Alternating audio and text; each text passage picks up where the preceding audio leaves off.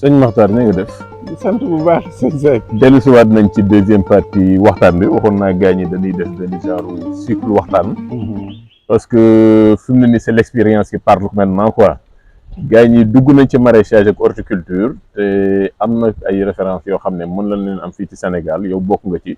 ñu bëggoon donc gën a xóotal waxtaan woowu noonu. dama bëgg ñu waxtaanaat un peu ci évolution horticulture depuis bi nga ci duggee ba léegi nan nga gisee milieu boobu noonu. ok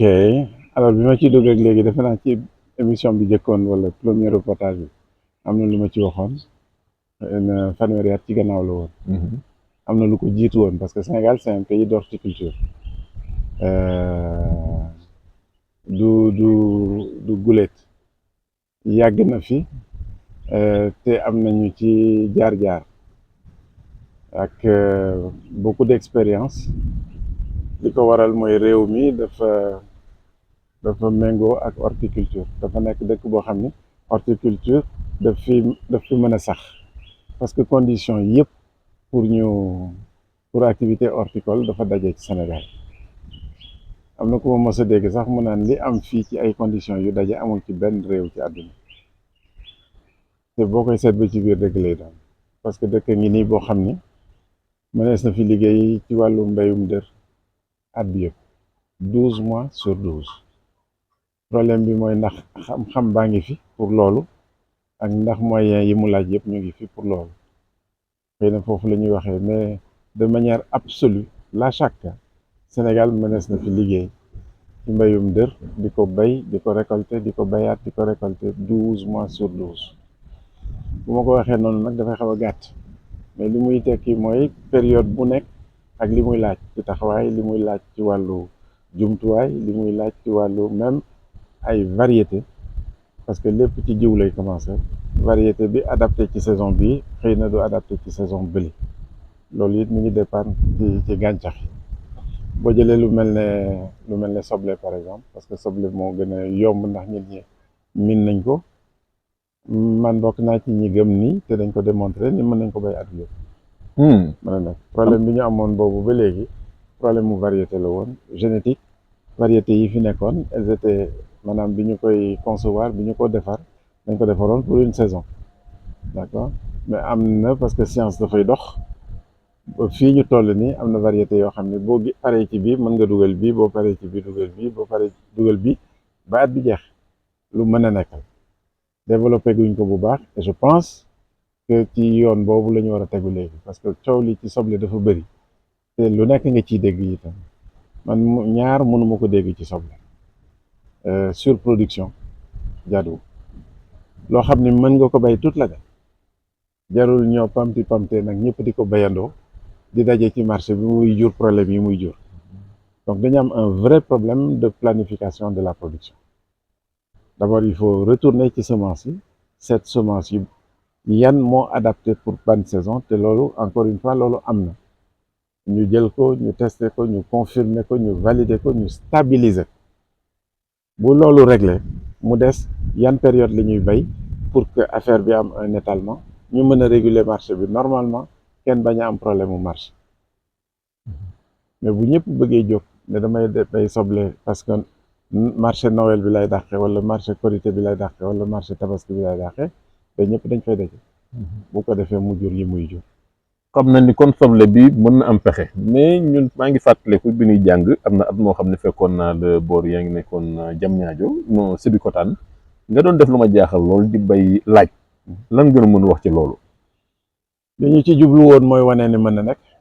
te wane nañ ko ci standard yi gën a kawe nag ci àdduna parce que laaj boo koy bay ñi koy bay ci àdduna yëpp seeni rendement yi gën a kawe 5 tonnes du ko dépasse ndax gàncax bi ci boppam moo bindoo noonu dana bëri mais amul poids 5 tonnes moom la ñu génne fii ci Sébikotane at boobu ci qualité supérieure gis nga at boobu bi ñu ko defee dañu sax exporter ay palettes aux Pays-Bas ba Hollande amoon ci nag njaqare lool parce que lu ñu mosul woon defu mais dem na ba yegg yàlla def ci sutura maanaam ñoom niñ koy liggéeyee foofu ak résultat bañ cay am at booba lu mel noonu la ñu am maanaam zéro faute. kon laaj mën nañ ko bay Sénégal. absolument dañ nañ ko fi bay lu yaatu itam fële ci Gànjool daan nañ fa bay ci Langue de Barbarie bi daan nañ fa bay soble bu bëree bëri bi li xewee ba ndox bi xorom ndoxu géej gi dugg ci suuf si noonu ba saliniser toutes les terres ña ko doon bay foofu lañ ko yemal ci lan bay laaj bi kon. voilà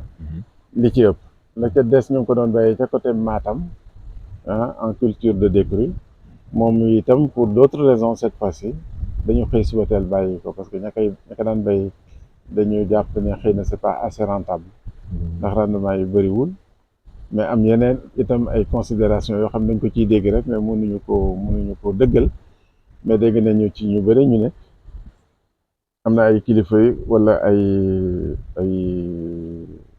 waa kilifa daal kilifa yi diine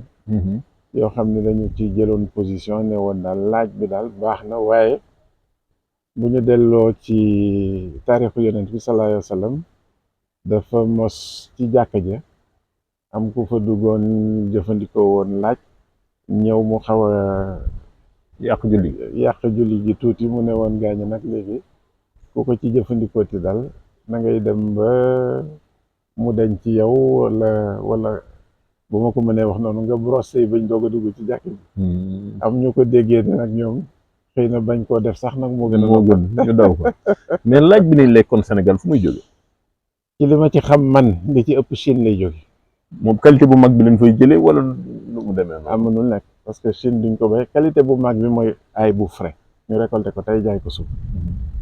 kooku mooy premier choix boo demee ci dëkk tubaab bi moo ci ëpp laaj bii ñëw fii yëpp laaj bu wow la dañ koy séché bu fekkee Chine lay jóge ñoom itam xam nga seeni politique réew yëpp am nañ ko réew yi dem ba mën seen bopp ci wàllu agriculture dañuy am li ñuy wax seen stock de sécurité alimentaire maanaam li ñuy jëfandikoo buñ ko bayee duñ ko jaay lépp dafa am loo xam ne dañ koy denc pour ëllëg ndax ëllëg yàlla rek a xam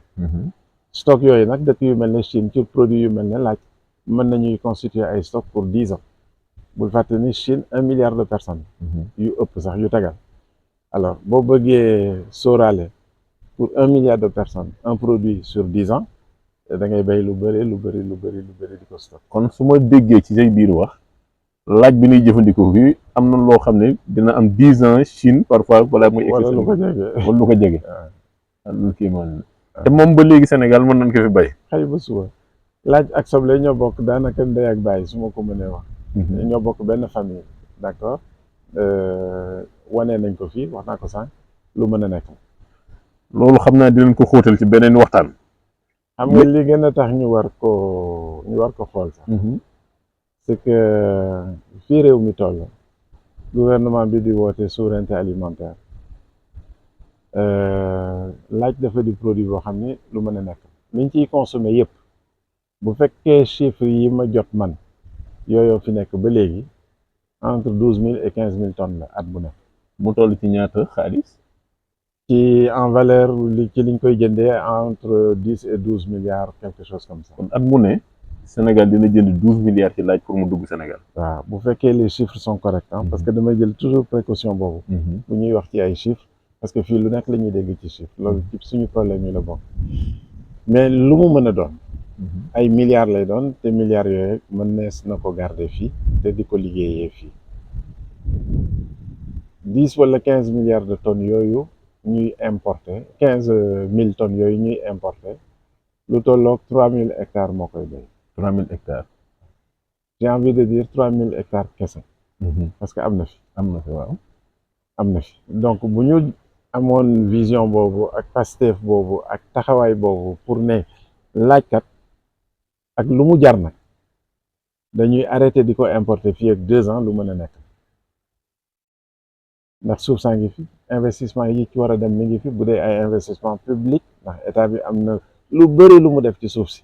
te loolu yëpp mi ngi fi tëdd li ci ëpp liggéeyuñu ko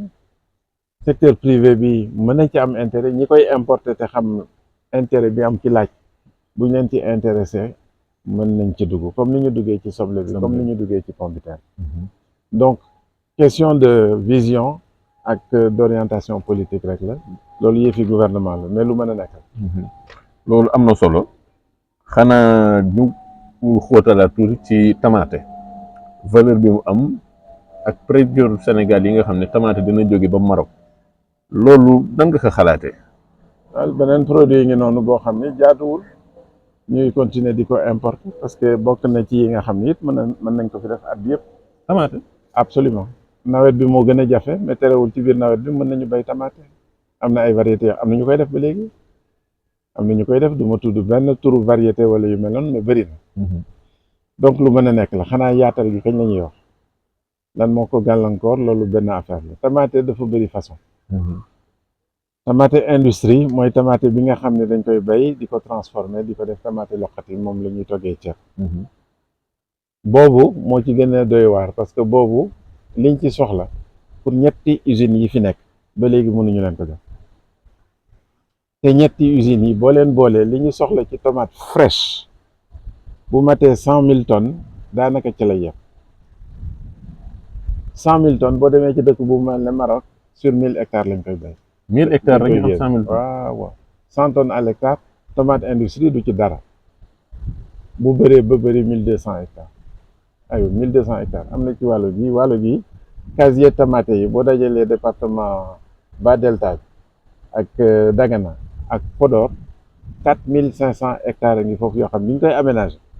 pour woon bay tomate la ak ceeb en alternance 4500 hectares donc li ñuy soxla ñun pour suñu consommation propre mën nañ ko bay ñetti yoon fii ci Sénégal te ba léegi ñu ngi importer trip bu ñu soxlaa 100 genn wàll gi dañ koy importer donc yooyu ay problème de fond la lan moo tax loolu causes yi bëri na mais waxtaanee nañ ko ci suñu biir waa comité tomate li may wax du dara lu bees ñëpp xam nañu problème yi fu mu nekk xanaa toog kañ régler ko ci niñ ko war a régler loolu moo des loolu nag ñëpp dañ ci am responsabilité dëgg la secteur privé bi parce que am na ay kuréel yu ñu taxawal ñëpp bokk ko mais xëy na foofa liggéey ba des na fa gouvernement bi ci boppam war na am taxawaay parce que gouvernement bi war naa sañ a wax ne nag léegi dañuy tànn mais tamaate bi bu fekkee dañuy continuer di ko importer mais ñu arrêté lekk ceebu jën ba xam luy xew en tout cas ceeb bu xonq parce que man bu ñu arrêté ceebu jën itam du tere ñun ñuy togg bu weex ak géej yu yes di ko ci boole di lekk. dem yow waal waaw. mais c'est bien léegi xanaa fi ni daanelee waxtaan wi mooy position Sénégal gis na ni léegi bari na industrie yéen wala li ñuy woowee groupe agrobusiness yi ñëw installé wu lan moo ko waral Sénégal dafa am position bu particulier Sénégal dafa gën a neexi suuf Sénégal lan moo tax daal mu nit ñi ñëw est-ce que tamit baykat yu ndaw yi am nañ pexe pour mën a bokk ci loolu ñoom parce que dafa mel ni am na alal joo xam ni mi ngi koy créer est-ce que baykat yu ndaw yi mën nañ dem bokk ci marché yooyu am ci dara tamit. nga may ma rek balaa may tontu ci boobu ma tëj tuuti ci tamaate bi. parce que tamaate daf ma xaw a yitteel tuuti. ndax produit yi ngi nii boo xam ne liñ ciy dund ñun c'est paradoxal produit yi ngi nii boo xam ni wax naa ko sànq liñ ci soxla pour suñu consommation bopp pour transformation mën nañ ko bayal suñu bopp mais dafa romb foofu. parce que àdduna day dox. triple concentré bi ñuy importer li ci ëpp Turquie ak Chine lañ koy importer. yàlla rek a xam li nekk ci biir kooku bu ko état bi gestoo te xam naa ne gestu nañ ko xam nañ ne dañ ko tuddee triple concentré de tomate waaye du 100% de triple concentré. mos naa ci lire benn article monde diplomatique bu ñuy xamal ne dañuy woowee tomate qualité africaine. waaw c'est ça boo xam ne mélange de tomate ak maïs. ak betterave ak lépp lañ ci def. yu doy waar yooyu noonu lépp lañ ci def. bref loolu xam nañ ko man mën naa dégg ñu ne peut-être pour x raison wala li ma gën a mën a dégg sax mooy buñ ko bàyyee fii lim ñoo dikkee dafay bëri ba bu yàggul dara c'était vrai entre-temps y a eu le Covid li xew ci àdduna xam nañ ko tey fi tey ñun def nañu ay études prouvé ni mënees na bay fii tomate fraîche Sénégal transformé ko en triple concentré mu jur double concentré wala directement tomate fraîche double concentré moins cher que le triple concentré bi ñuy importé de Chine et de Turquie ak beneen réew bu mu doon même les pays du pourtour méditerranéen la Maroc ak yooyu Italie ci suuf Espagne Portugal ak yooyu nga xam ni c'est les pays de la tomate buñ ko bayee fii ak rendement yooyu moo wax te mën na nekk on est plus compétitif que ces pays là li muy tekki mooy mën nañu ñun di bay fii di leen jaay triple concentré mais dañu am marché boo xam ni moom moo gën a naturel ci ñun mooy marché CEDEAO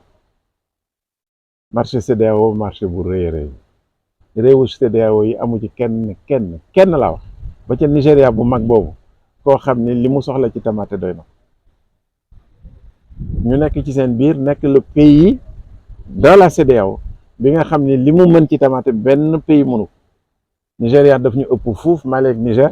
mais conditions yi ñu am fii pour bay tomate industrielle beneen réew amu waaw kon lu tax wala lu tere ñu ne nañu jël Sénégal def ko un hub pour la production de la tomate industrielle di produire fii du triple concentré di ko jaay les pays membres de la CEDEAO gannaaw bi ñu joxee ñun suñu industrie li ñu soxla ba pare jaay ko dans les pays de la CEDEAO moins cher que ñoom liñ koy jëndee Chine wala Turquie parce que loolu lu mën a nekk CEDEAO am na réalité tey ji tarif extérieur commun c'est établi bés bu Sénégal demee ba mën boppam ci tomate mën nañu tomate bi ñuy importer yëpp ñu passé ko li ñuy wax sur la 35e bande bu ko defee li muy fay ay droits de douane yoo xam ne bu ko fayee ala kulli haal dootul mën a compétir ak tomate Sénégal parce que c'est une tomate d'origine ci espace CEDEAO lañ ko bay donc am nañu sax ay mécanismes communautaires yoo xam ne day protéger activité agricole wala beneen activité industrielle bu mu doon bu fekkee réew mi koy def am na fulla bu toll ne defar ko ba defar lu mu mën a exporter dans l'espace de la CEDEAO on ne profite pas de ces outils là wax rek lii mooy problème nga baal ma parce que digression la woon mais dama ko bëggoon. am na solo de li nga waxul am na solo lool parce que ñu ci bëri tomate demoon nañ ba commencé ko bàyyi surtout soo demee zone nord nga xam ne am na ay jamono yoo xam ne 60 tonnes ci stockage daan na am ba 98 000 tonnes ci campagne wante léegi matatul sax 20 000 tonnes yu wóor yoo xam ni mën si na fi jàpp. donc am na ci la léegi investisseurs yi ñëw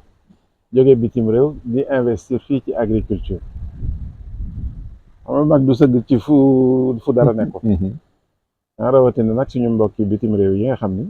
ñoom ay opportunité d'investissement la ñu xarañ ci agriculture xam lu mu doon xamit solo bi mu am pour ñoom ak seeni économie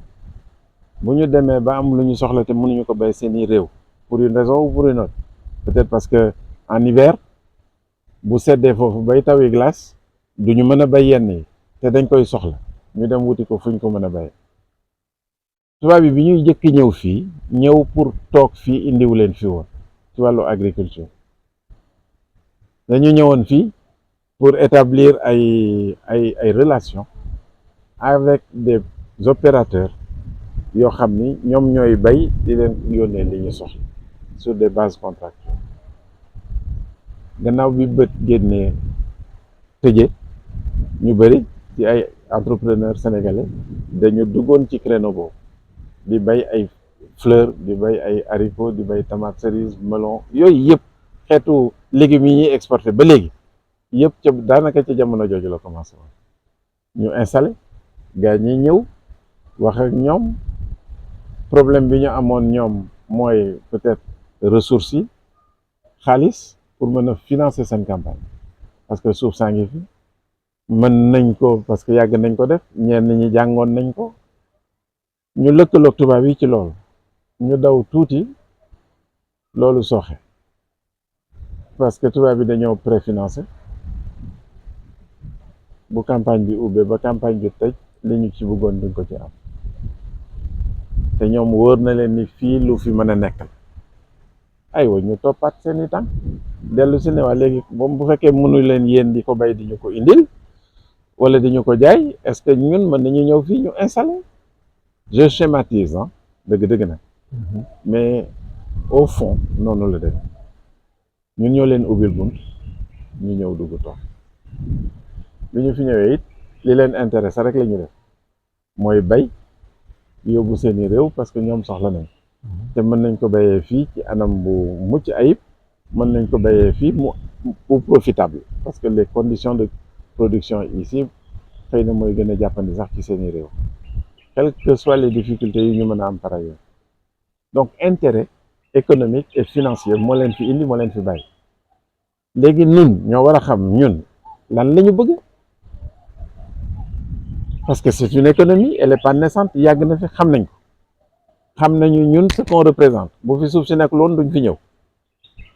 bu fi condition yëpp dajewul woon duñ fi ñëw donc loolu yëpp a ngi fi ci kaw loolu yëpp ba léegi jéemuñu ci dara il faut à mon avis que ñu bàyyi di joxañ ñi fi ñëw di leen tuumaal loo xam ne defuñu ko parce que ñoom dañuy topp seen di jàmm seen intérêt te kenn mënu ko reprocher kenn du ci ay entrepreneurs individuels dëgg-dëgg nag du sax ci au niveau des états parce que ba ci état yi damay dégg ñuy wax wéy nangam tel pays pour man kaza wa kaza waxi nen parce que état bu nekk bu responsable bu visionnaire bu entreprenant dafa war jóg di xëy ak di gont ci intérêt réewam fu mu nekk nag lu mu jar mu jaral ko loolu la ñuy def suñu mbokk yi ñu gën a jege te am yooyu moyen am boobu vision du ma tudd benn tur mais wane nañ ko te pourtant jógewuñu fa nasaraan yi jóge mais ñëw nañu ba installé ci suñu réew ba envahir beaucoup de secteurs économiques ñu toog rek ba léegi nag ñu commencé di leen joxañ baram te loolu du dëgg du yoon. kon ñun fi mu ne nii est-ce que mën nañu jël modèle boobu def ko réussir ko. bu dee produire pour génne production pour jaay ko fii wala ci bitim réew lu mën a nekk est-ce que modèle boobu moo gën ci ñun beneen question parce que di jël ay modèle lu jàmbur di jéem moo ñu jëmee fii ñu toll 60 ba léegi loolu la ñu def awa kañ la ñuy toog nag ñun xalaatal suñu bopp seet lan la ñu bëgg pour suñu réew fan lañ ko bëgg jaarale ba liñ ci bëgg ñu am ko te duñu jéegaane lépp parce que même la réflexion dañ koy jéegaane le modèle lan moo di le modèle quel est le modèle qu'on a pensé nous-mêmes pour nous-mêmes c'est une question de fond et loolu du ci wàllu agriculture rek dans tous les domaines buñ ko toppee wax ji dafay sore mais c'est des questions de fond yoo xam ni du ay questions yu ñu war a rek sànni gouvernement bi tout le monde est responsable loolu sama baat ci kaw tous les acteurs jàmbat moo gën a yomb mais toog tënku ci réfléchir ci naka la ñuy def ensemble pour génne ci looloo gën a jafe te ba léegi looloo ñu të parce que ku nekk am nga xalaat ku nekk yaa ngi jàpp ne sa bos mooy xalaat bi jub te nanguwuñu toog ñu waxtaan tënku maanaam voilà ànd liggéey xam nga amoon na benn expression à l'époque noonu la nga mais daal ànd liggéey moo fi des ci kaw vision bu leer gouvernement bu mu mën a doon laa wax bu dee bii bi fi jógee ak yeneen yi ñëw ëllëg bu ñu ñëwee fekk ay acteurs yu organisés yu xam li ñuy def yu professionnel parce que loolu itam àgguñu ci xëy na loolu il faut ñu defal ko sax émission li fekk mbay mi jàppewuñu ko comme métier te damay wax du benn métier ay métier yu bari ci biir métier li fekk joxuñu ko dayoo boobu du sotti dañuy jéem rek mais du dem gis nga tubaab yi ñaari fan yi ñu fi nekk ñu ànd ak ñoom di waxtaan ci xam-xam la ñuy wax bu fi xam-xam bi nekkul du sotti li ñu bëgg yëpp duñ ko mën a am donc et peut-être que ma tëjee ko foofu parce que toujours dama koy wax bu ñu bëggee développer mbay mi il faut ñu former xale yi ak acteurs yi ñi ci nekk ñëpp ñu former leen ba ñu xam li ñuy def lan la ba ñu xam li ñuy def naka la xam li ñu war a def ak li ñu warul def bu boobaa on sera lancé pour mën a teg jéego yi ciy topp am na benn kilifa bu ma doon wax ci gouvernement ba le passé ne ko gis ngeen li ngeen bëgg a def ci en tout cas li ngeen woote ne moom ngeen bëgg sas ko seen bopp objectif pour 2035 du sotti mukk li fekk formé wu leen 500 000 jeunes ak acteurs dans les différents métiers de l'agriculture parce que ñooñu ñooy porter affaire mais du xaalis wala machine tracteur yooyu yëpp ay jumtuwaay la rek mais bu fi xam-xam bi nekkul pour nga mën ko liggéey loo xay boo fi indi woon ay du sotti. jërëjëf Fall ñu tegaat foofu suñu baaraam en attendant ñu amaat jot rek yéegali waxtaan bi. waxoon gis naa